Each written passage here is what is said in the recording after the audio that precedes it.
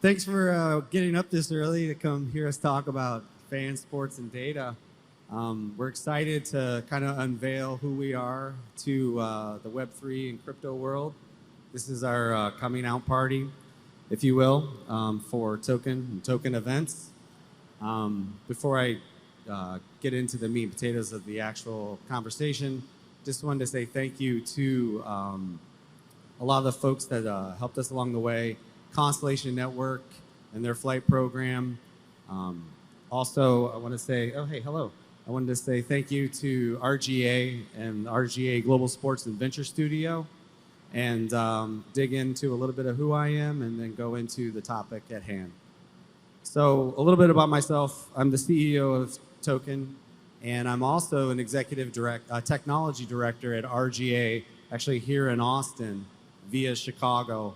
I'm a part of the Web3 metaverse team. Also, I do a lot of work across multiple brands and different types of digital engagements. We focus with a lot of people with Decentraland, Amex, Volback, and Consensus, not to be confused with Consensus with a Y. So everyone in this room is a fan of something. We're all fans. There's no doubt about it. Everybody here is into something. But we as fans are getting ripped off. We do get exploited from time to time. There's a lot of disempowerment in the things that we do based on complacency and what people are doing with us and our data. And a lot of times we're forgotten. People are only interested in going after a high volume fan that's going to spend a lot of money, or a VIP level person that they know they can get a lot of money from. And we're forgotten a lot along the way with how it's a bi-directional relationship with our data and the things that we love. So if you look at television and you look at marketing and marketing sciences, you see the majority of the people inside of these commercials or in these advertisements around the age of 35 years and under, and it's kind of a target audience. And the majority of it are men, and the curve is starting to change closer towards women. But this goes back to some of the things that I've learned in my path along the way, especially in marketing and marketing sciences, is there's this data skew where people will be surveyed, or they're saying things a certain way, or the data doesn't necessarily represent the people that are out there. And that's the forgotten piece. And so the idea here is to create the bi-directional relationship with both us as the fan and the thing that we love. So here's a big topic that is coming up more and more often, and we have done extensive research on this around esports and the fandom in esports. There is a very close Venn consensus between the two types of individuals that like esports and like sports. Some people don't realize this. The largest Major League Soccer fans are also esports fans. These are the people that are actually powering esports and powering Major League Soccer. What is soccer doing to empower those fans and to engage them in a way where they're actually not just going to the game, but they're partaking in that commerce or that generative economic model of how they are fans with the things they love. This is no surprise to anyone in the room. Millennials are really missing going to events. It's a very high touch, very hyper-focused fan base that want to be doing things and want to be engaged with things that they're into and with what they love. And a lot of them are really missing the opportunities to be out there and about and doing events like this. And COVID was a very good sign and a canary in the mine for everybody to realize that we need to serve fans better, because once things do change, like they have, and if you look at what we've been doing and all these different types of conversations, I see people in the crowd that I've gotten to know really well that I didn't know before, and that was because I was here with them, actually having conversations and unpacking things that we were both into. So traditional engagement is going to be at the highest level that it's ever been. You're already looking by the time of 2025, you're $68 billion as far as engagement goes in opportunity and revenue. And then of that, the merchandise marketing and the merchandising purchases for individuals is going to be skyrocketing close to 248 billion. Again, these are really static numbers based on antiquated ways that we look at data, and that's okay. But just because everybody has data doesn't necessarily know that what they're going to do with it or how they're going to do with it. They're like, oh, I want to just sell more jerseys. That's great, but how do I engage that person? Oh, I just want to get more seats. I'm in a big market like Miami. I'm able to fill in all of my season tickets. But what am I doing to the other 99% of the people that can't come into a stadium? Because again, through our research and through all of the work that we've done, 1% of the fans can actually show up to the event that is going on at the time. If you think of everybody that you know that would like to be here that is not here, they are not necessarily participating in everything that we're doing. How do you unlock that in a way that you're rewarding those people that should be here but can't be here due to a geolocation risk or a financial situation? And we set out back in 2015 to unpack that. So we built a scalable, versatile Web3 operating system, or a fan OS. So everything that we're doing is saying, listen, we see your data set. I'll say Chicago Bulls because I'm a Chicago person, but I'll just use that as an example. So we see your data set, team. What do you truly know about that person other than these purchases that they do inside of your stadium? Do you know other things they're interested in? Do you understand the things that they engage with outside of the event? And how are you going to serve them in new and novel ways with a Web3 bridge? Because everything that we have been focusing on up to this point is not taking users from Web 2 to Web 3. It's incrementally making the bridge to Web 3 through things that they already know what they're doing. To take another shout out to the venture studio RGA, they cultivated and they did a lot of the incubation of Brave and Brave browser. If you look at what Brave is doing, people go to the internet, they browse, and they're offering the basic attention token.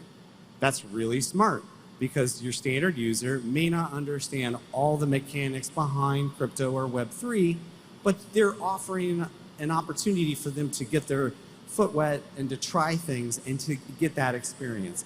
And we aren't a Brave browser example, it's just something in the similar parlance. So one of the big things that we have done, which is diametrically different than a lot of the talks or a lot of the things that you're hearing out there, is we created and built out the software along with the ownership of non-fungible experiences and non-fungible events. So I know that to some people is going to sound a little bit like, okay, so you trademarked a word. But we didn't. We worked long and hard on building the software first, rooted in how to service the fan and service the team or band, for example, in better ways. So this is, I know I'm doing sports, data, and fandom for this topic, but actually what we have built spans across brands, entertainment, metaverse, etc. And I'll dig into that in a minute. So the NFE is the next revolution and next step in evolution in Web3. You know, we started out our lives with basic tickets, paper tickets, and then we could put them in our Apple Wallet. That was awesome. And then we stepped into NFT ticketing. Again, having those totem moments and having those collectibles is a thing that we all appreciate and love. But Now we're at the stage where we should be going towards the non-fungible experience or the non-fungible event, because these are all evolutionary steps into how that data amalgamates into who you are as a person, both in real life and in the metaverse. Because we're taking those data points and we are creating your digital passport into all of these steps into like the metaverse or in real life.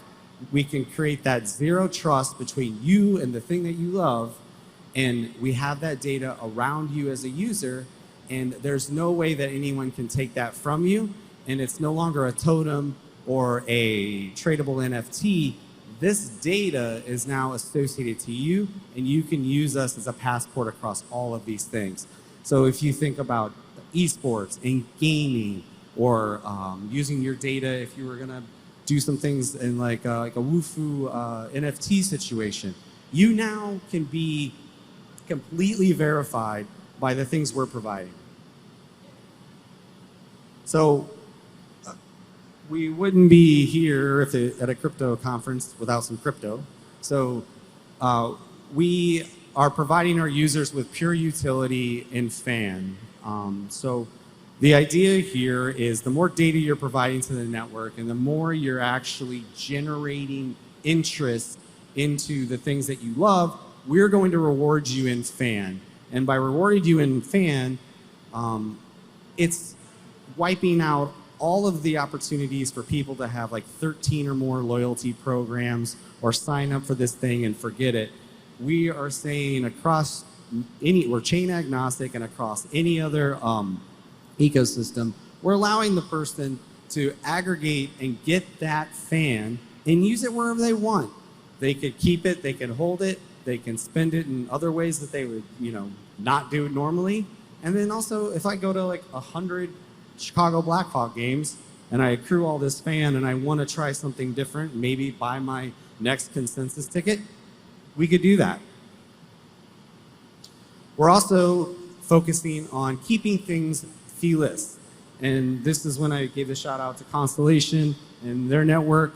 We are looking into ways to keep things at that L0 layer and really provide our fans with the services that they deserve. Because again, up top when I was talking about being forgotten or the complacency, I mean, I don't know anybody else here, but if you go to Twitter every time like a big concert happens, everybody's screaming about all the fees they paid, right? Let's not do that. And transparency. Clearly, the whole reason we're here is because everybody is of the same mindset, and the zeitgeist is saying to us, can we please get some transparency around the technology being used, the actions being taken, and the players in the market and how they're actually providing me with something of value. So we're basically keeping this as transparent as possible at all times, because the whole goal is to put that fan in the center of the problem and serve them in a way that's actually going to benefit them. And then a fan-to-fan exchange.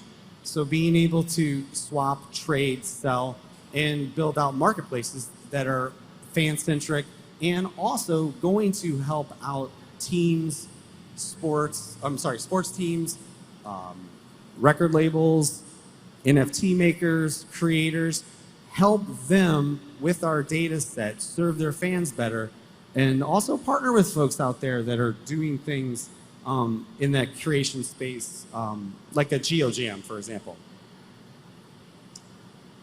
And the other thing that we're doing for our fans and for our users is giving them the opportunity for ownership. We've also built the technology into the non-fungible ownership piece to this, where let's actually start unpacking what ownership is, what does it mean to the user, and also what does it mean in the future. So things are a little bit dicey now, and there are cool things that people are doing with art and with NFTs and fractions and things like that. We just want to make sure that we're protecting everybody in their ownership. And so one of our first clients is a rugby team, the Chicago Lions, who their sevens team is actually playing right now as we speak. They were sent me a streaming link when I was backstage getting ready, and they were wearing their token jerseys. So it was kind of cool to see just before walking out here. Anyway, this is just a real simplified version of walking through just a live event. You would order it. It looks very similar to what you would do anyway. You would get your ticket, you would check in, and then that third piece is the amalgamation of all the things you did inside of that event. And that becomes the centerpiece to your NFE. Those are the things that are rolling up into your identity. So when you go off and go to another event or go see a live event or a live concert, that data not only is saying this is Adam and this is what he wanted to do, these are data points for them to serve you better, to then give you an experience that is tailored to you and your likes. And then at the end, we are going to mint and print that NFE. That NFE, as it lives and breathes, is yours and yours for life. The same way that I'm sure some of you still have ticket stubs from your favorite concert or favorite baseball game, etc. That is going to live with you forever. We have the ability to give people NFTs that are wrapped under the NFE, then could be shared, traded, and sold off at will. But that NFE experience and the data that is wrapped into that and the software behind it is yours and yours to keep forever.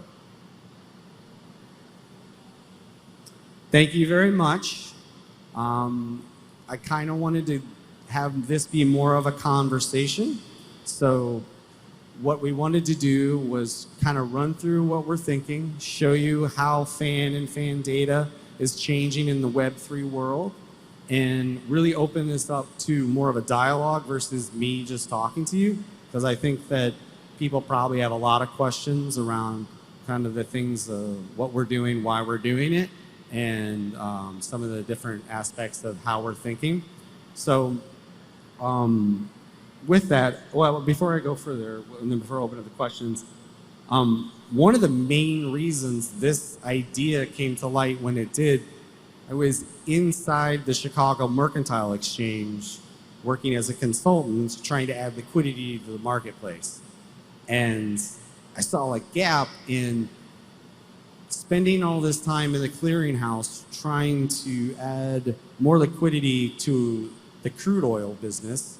Why am I not doing this in general for people?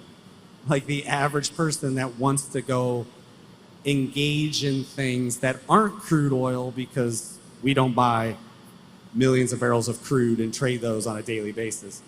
And so I really started to unpack with my background in athletics and some of the folks that I knew in the entertainment industry, what does that truly mean to them, and what does that truly mean to me as a former athlete?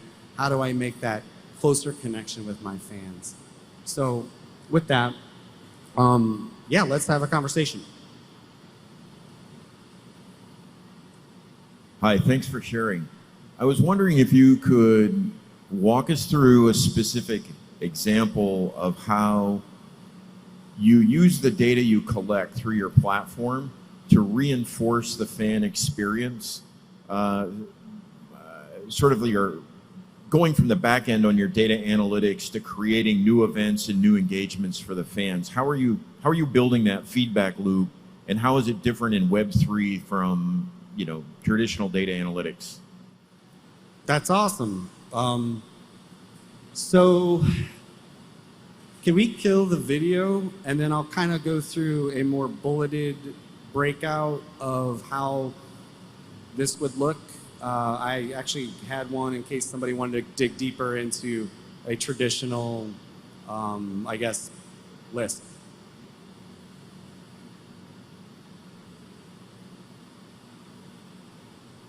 So don't sue me because I'm from Chicago. This is going to be a Chicago example. Okay.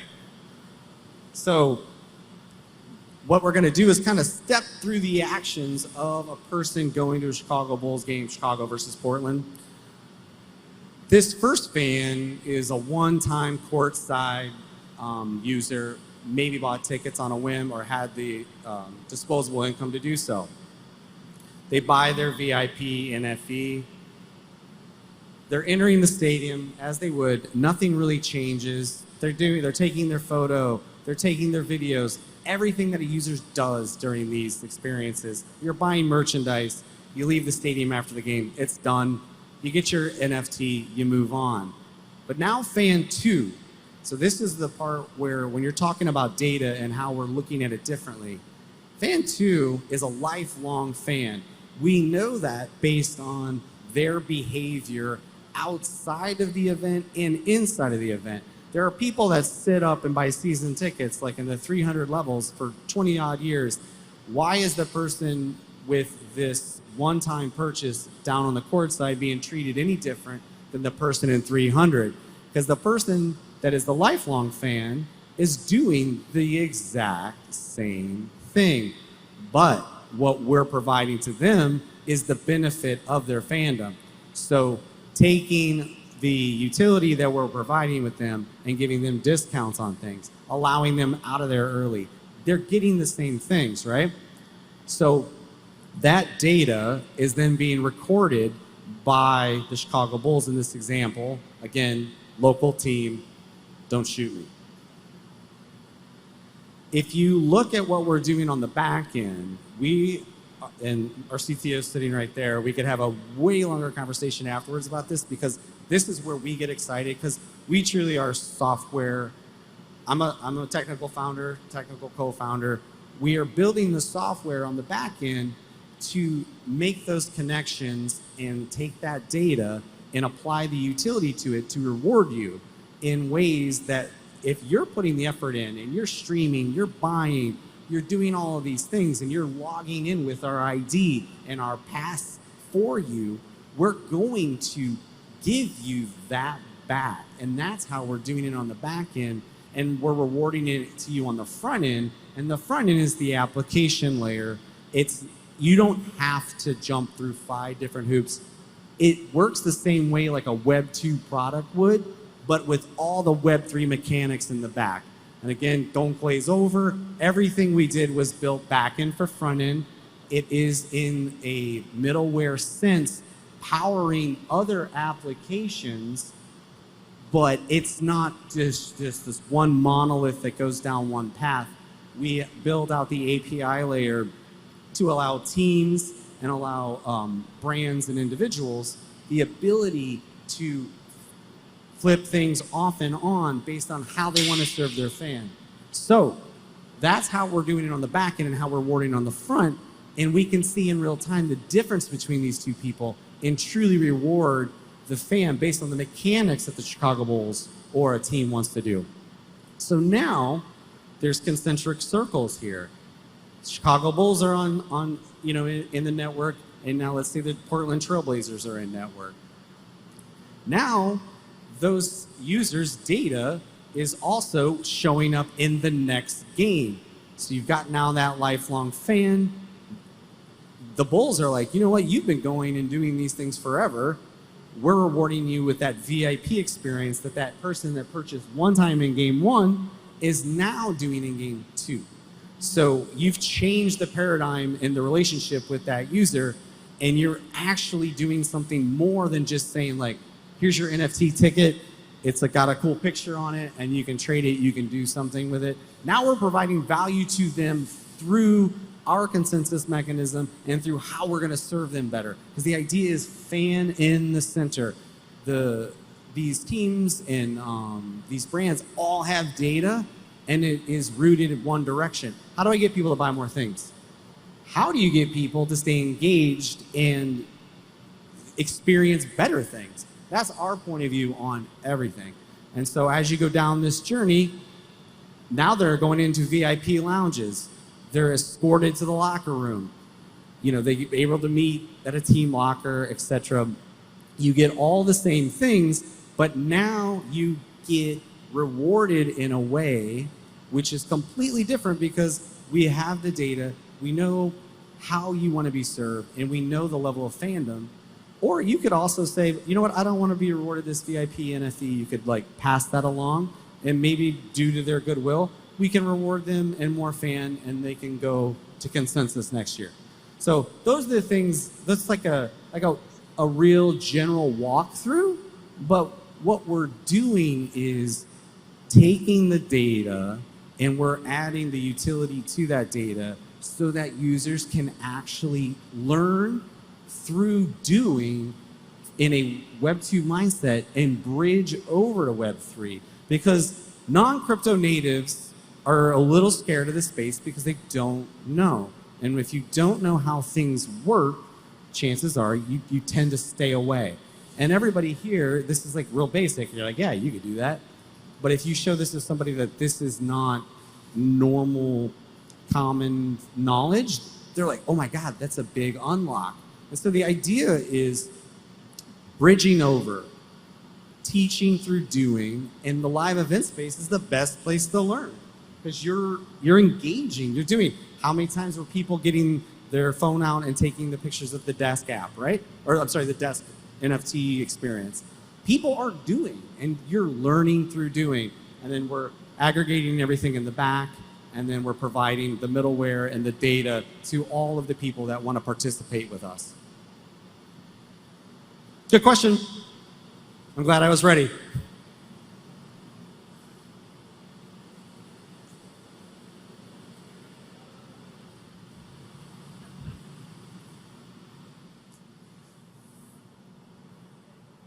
Thanks. I was just wondering around sort of like some of the language that we have up here is like, I'm sure that most of us understand it, NFE, NFT, stuff like that. But a traditional sports fan, someone in the UK, 50 plus years old, I know that doesn't meet your demographic, but how do you get them to engage in this new experience of NFEs? And like, I know you relying on the franchise organizations to push that down, but is there an education piece that needs to be done to bring more sports fans towards this area? Good point. So our take is that user is that user in this scenario going to the web and printing their ticket? So the good news here is they already understand the mechanics of going and printing a ticket.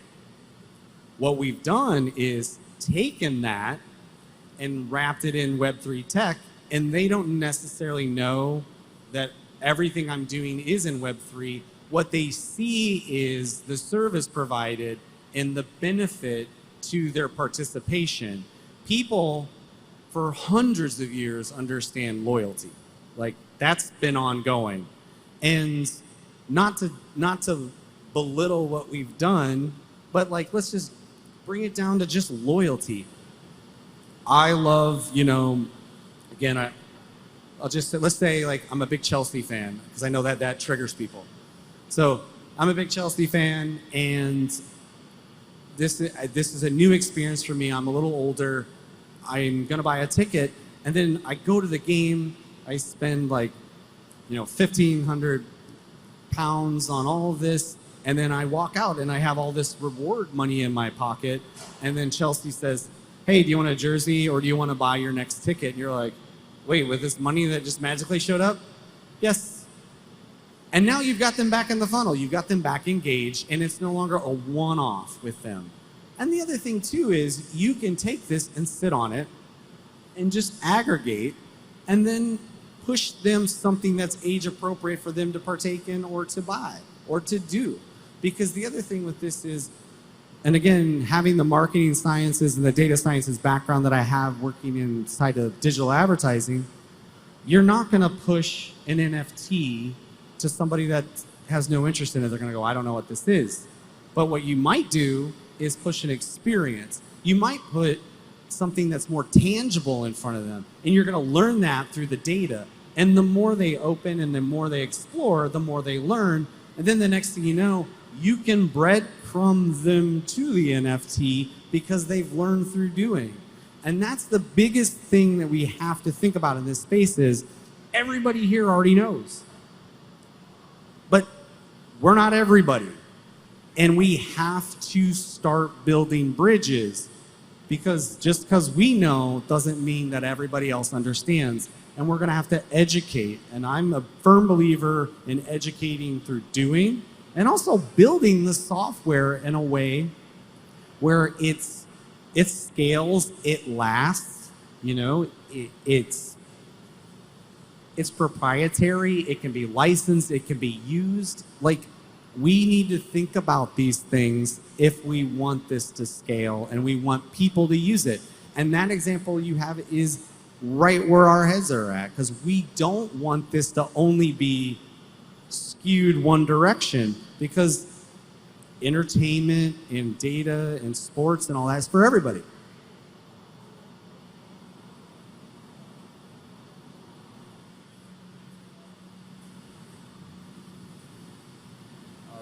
So with regards to the experience of sport, I'm not sure you brought forth the topic of gambling, as gambling within the sports segment. And I know with this past year and the rise of that as a revenue generator, it's like 44 billion aggregate. Now, with regards to your NFT experiences, where do you find that to be a facilitator towards gambling and integrating that into your whole ecosystem? Sure. Gambling has come up inside of a lot of the conversations we've had, and we've had different gambling companies come talk to us about the fan data and fan experience. We aren't necessarily exploring gambling ourselves, but what we are providing is a service around understanding those users. So if a gambling company in this space was interested in understanding across sections of users between ages of X and Y that live in the geolocation of the Midwest, we are able to provide them that data, which is encrypted. So they're not going to know it's you in particular. But the cool thing that we're doing is, if a gambling company or a service wanted to ask us for that data and provide us with a monetary gain on that data, we are going to give money back to the users that end up in that query. So we'll reward them in the utility that is generated through us getting data purchased. Because the other thing that we want to get clear here too is, by giving us your data and by giving us your service, we're not saying, oh yeah, we're just Google Part 2. What we're saying is, people will pay us for what we can provide them, and we are going to pass those rewards to you. Because if you show up in a query, why am I getting paid for your data for then someone to serve you in a way? If you're a gambler and that's what you want to do, that's your prerogative. If your data shows up and then you're like, your rewards could shoot up if all these gambling people want to hit our data and hit our data lake and want to learn more about the cross section of people. I'm all fine and good with that. But we haven't explored it in our experience yet. That's not something I think that we're interested in diving into. But we're in the business of rewarding our fans for data. And even if you aren't a gambler and you show up in a query set, you're still going to get that reward. And that's really where our hearts are at. It's around making sure that that you're rewarded for that. Thanks again. I went over time.